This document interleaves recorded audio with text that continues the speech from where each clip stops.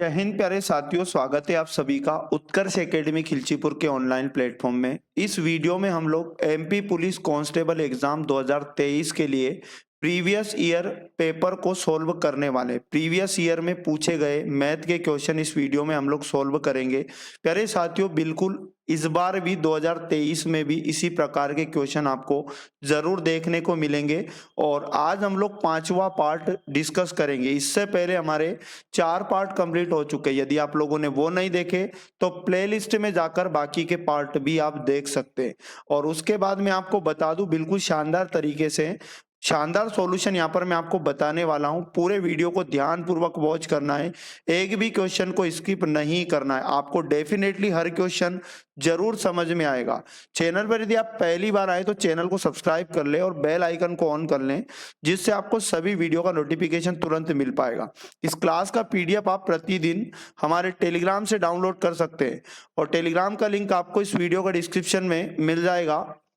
आज का पहला क्वेश्चन है हमारे पास, 750 रुपये को एबीसी के बीच में बांटा गया और ए रेशो बी का मान 5:2 होगा और बीसी का मान 7:13 है। ए को कितने रुपये मिलेंगे?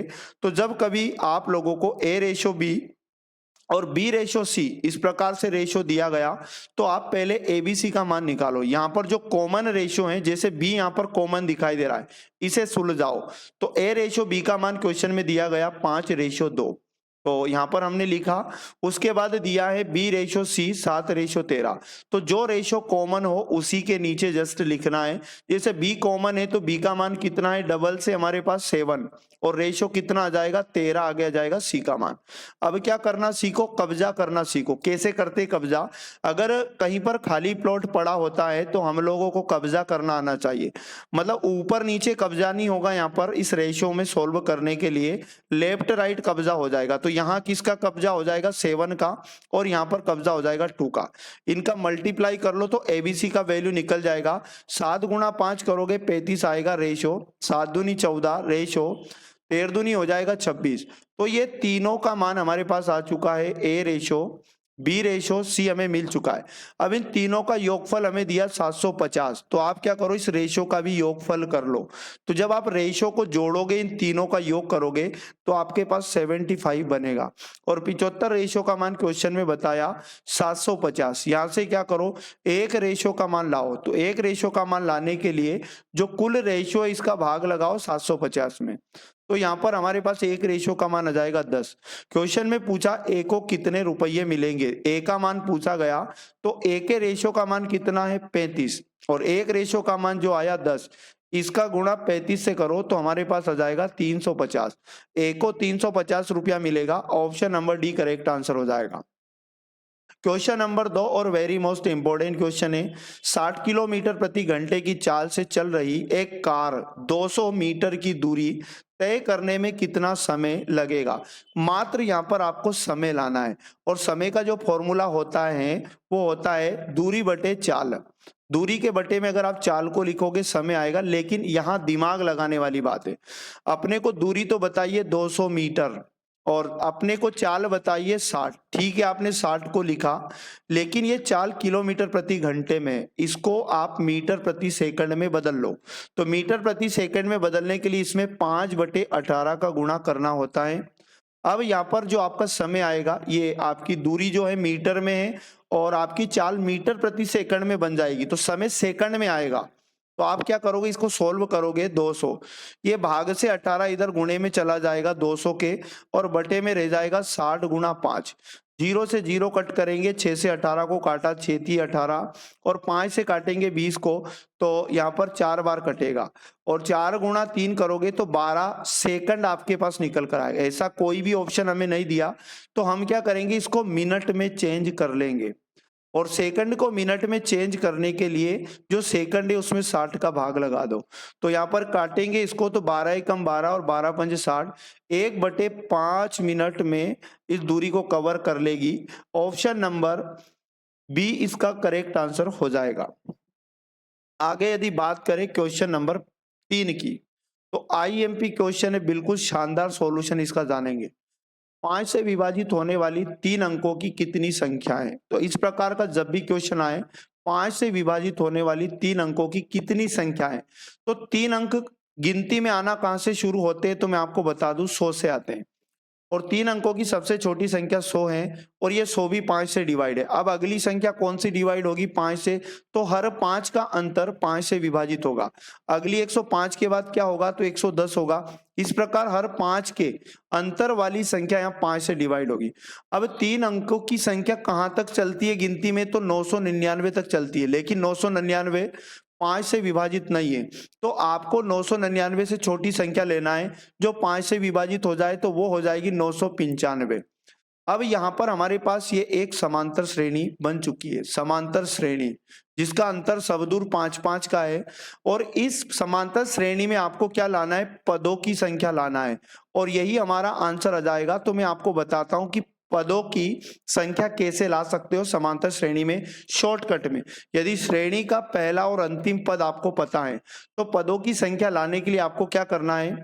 अंतिम पद में से पहला जो पद है उसको माइनस कर लो और बटे में उस श्रेणी का सार्व अंतर। सार्व अंतर का मतलब ये होता है कि श्रेणी में सबदूर अंतर कितने का और लास्ट में 1 जोड़ दो, आपका आंसर आ जाएगा। अंतिम पद है श्रेणी का 995 और पहला पद अंतिम माइनस पहला, तो पहला पद हमारे पास 100 है और बटे में श्रेणी का अंतर कितना है? 5। और इसे सोल्व करके इसमें 1 जोड़ देंगे तो हमारे पास 995 में से 100 जाएगा तो 895 यहाँ पर बचेगा और बटे में 5 है, लास्ट में 1 जोड़ना है। 5 का भाग जाएगा 895 में, 5 एकम 5, यहाँ पर 3 बचा, 5 7 35, 4 बचा, 5 9 45, 179 बार जाएगा और 1 जोड़ना है तो पदों की संख्या 180 आ जाएगा। मतलब 180 ऐसी संख्याएं हैं जो 5 से पूर्णतः विभाजित रहेगी। 180 संख्याएं 3 अंकों की हैं। Option number B correct answer हो जाएगा। क्वेश्चन नंबर हमारे पास चौथा है 743 मल्टीप्लीकेशन 999। तो यहाँ पर मैं बहुत ही शानदार आपको कंसेप्ट बताऊंगा कैसे। जब कभी आपको किसी संख्या में कितने भी 9 का मल्टीप्लिकेशन करना हो तो आप क्या करो, उस संख्या के बाद उतने जीरो लगा लो जितने 9 का आपको मल्टीप्लाई करना हो। जैसे हमें यहाँ पर 3 बार के 9 का मल्टीप्लाई करना है तो 3 जीरो लगा लिया और अब क्या करो, इकाई तरफ से उसी संख्या को पुनः माइनस कर दो, यानी 3 और 4 और उसके बाद 7। इकाई तरफ से लिखकर इसे माइनस करेंगे। 10 में से 3 जाएगा 7 बचेगा, 9 में से 4 गया 5 बचेगा, 9 में से 7 जाएगा 2 बचेगा, ये हो जाएगा यहाँ पर 2 और इधर 4 ही आएगा और इधर 7। इस प्रकार 74 22 57 इस क्वेश्चन का करेक्ट आंसर आ जाएगा। 74 22 57 ऑप्शन नंबर डी इसका सही जवाब है। क्वेश्चन नंबर 5 है हमारे पास पिता और पुत्र की वर्तमान आयु का अनुपात 9:4 है। 5 साल बाद इनकी आयु का योग 75 वर्ष होगा। पिता की वर्तमान आयु क्या है?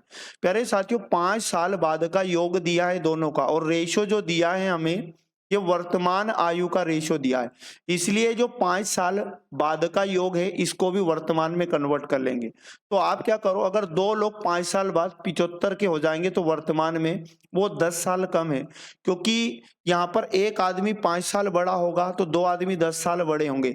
इस प्रकार वर्तमान में इनकी जो एज है वो 65 वर्ष है, दोनों की कुल एज। अब यहाँ पर दोनों की वर्तमान आयु का रेशो दिया और दोनों की वर्तमान आयु का योग भी हम लोग 65 वर्ष लेकर आ गए, तो रेशो का भी योग करेंगे 9 + 4 यानी कि 13 रेशो का मान हम लेके आ चुके हैं 65 वर्ष। तो यहाँ से एक रेशो का मान बनाएंगे और 65 में 13 का भाग लगाओ, 13 पंज होता है 65, तो एक रेशो का मान 5 आया। पिता की वर्तमान एज बताना है पिता का, तो यहाँ पर पिता का वर्तमान रेशो का क्या दिया है क्वेश्चन में? 9 दिया है। एक रेशो का मान जो आया 9 से गुणा करो, 9 पंजे 45 वर्ष पिता की वर्तमान एज आ जाएगी। ऑप्शन नंबर ए इसका करेक्ट आंसर हो जाएगा। क्वेश्चन नंबर 6 हमारे पास है कितने रुपये का 20% 400 रुपये के बराबर होगा। मतलब इसने क्वेश्चन में हमें 20% का मान दिया है कि 20% का मान 100 है और कितने रुपये, तो वो जितने भी रुपये वो अपने आप में 100% थे।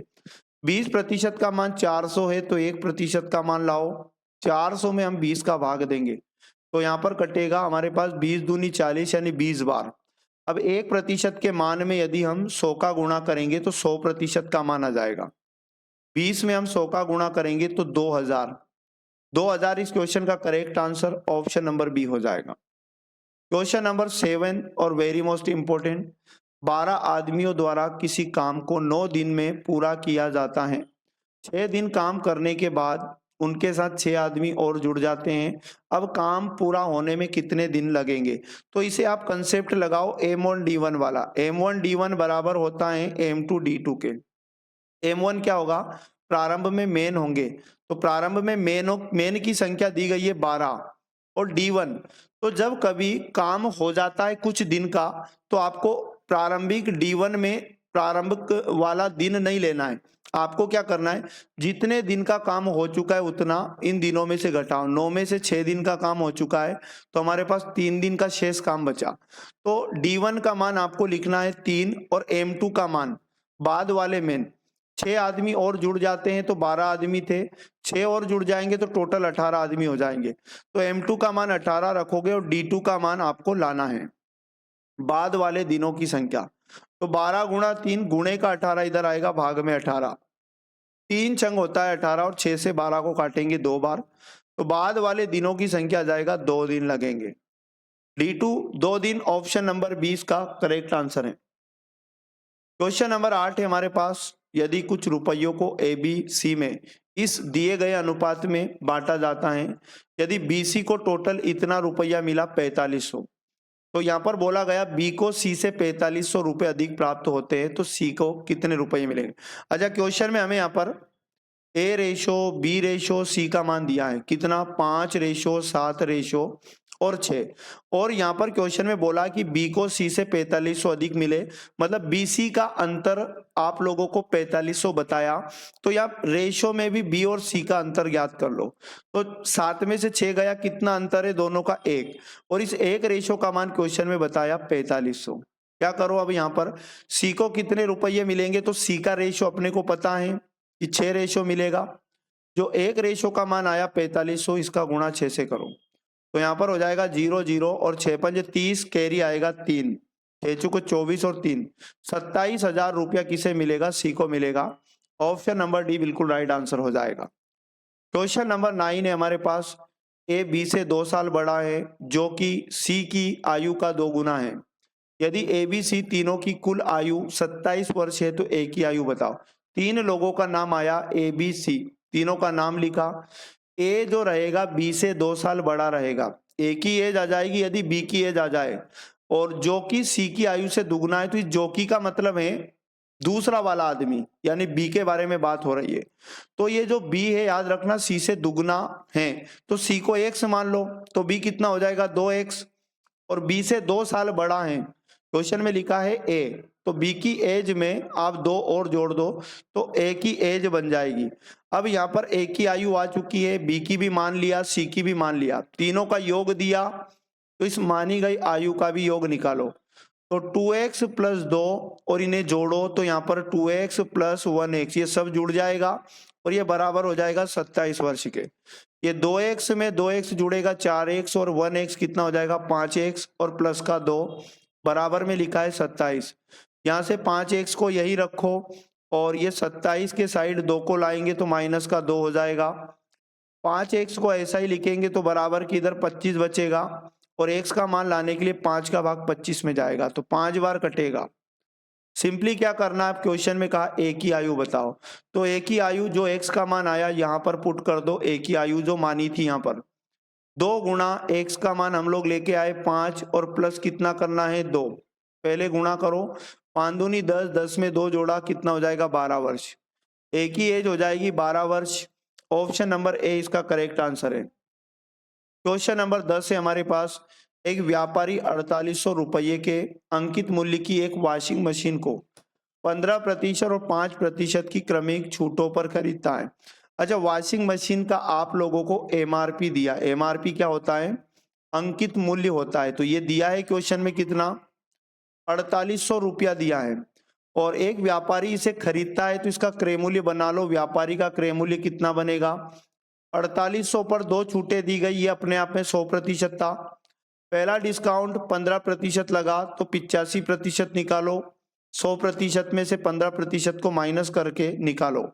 और दूसरा डिस्काउंट 5% का है, तो हम 95% निकालेंगे, और ये 2 जीरो से 2 जीरो ये कट जाएंगे, आप इनको काट लो। यहाँ पर 5 से कटेगा 19 बार, 5 से ये 100 कटेगा 20 बार, और 5 से 20 कटेगा 4 बार, 5 से 85 कटेगा 17 बार, 4 से काटेंगे 48 को, तो यहाँ पर 4 एकम 4, 4 दूनी 8।